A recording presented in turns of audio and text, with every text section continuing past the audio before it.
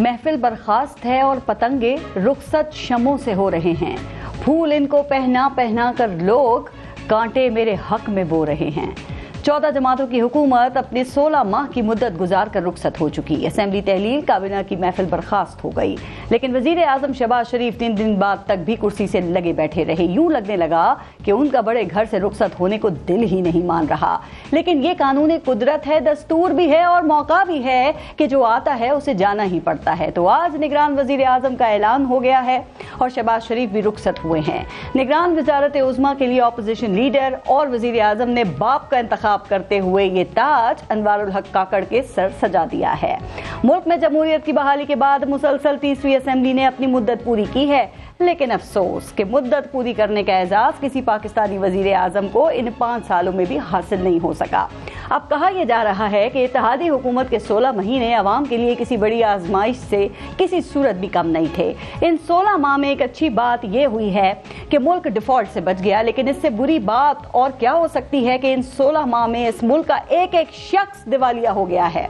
महंगाई ने तारीख की बुलंद तरीन सतह को छू लिया, लोगों की जिंदगियां रुक गईं, रुपया टके टोकरी हो गया, डॉलर की इजारादारी कायम हुई, मिफ्ता इस्माइल को निकाला और इसहाक डार को जमानत देकर लाया गया। मईशत की बहाली के लिए हुकूमत और IMF में बाकायदा दंगल जारी रहा। इसहाक डार कभी आंखें दिखाते और कभी आंखें बिछाते रहे। शहबाज हुकूमत आई तो उसके पास जहर खाने को पैसे नहीं थे, लेकिन पाकिस्तान की 70 साल की तारीख की सबसे बड़ी काबीना पूरे धड़ल्ले से इस मुल्क के वसाइल खाती रही।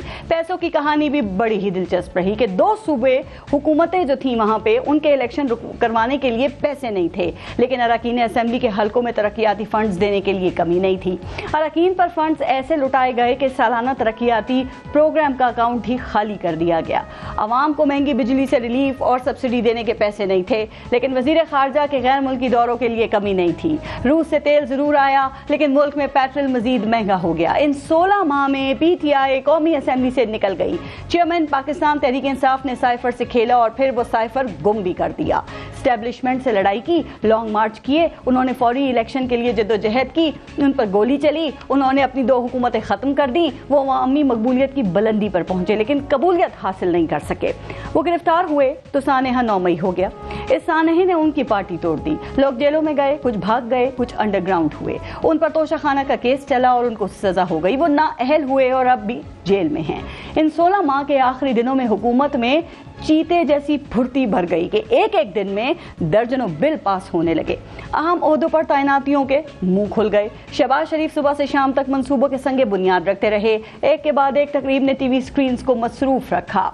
इस वक्त असेंबली और काबीना दोनों खत्म हो चुके हैं, तो जाते जाते मुस्लिम लीग नून के रहनुमा और साबिक वजीर आजम शाहिद खाकान अब्बासी ऐवान में रहने पर शर्मिंदगी का इजहार कर गए।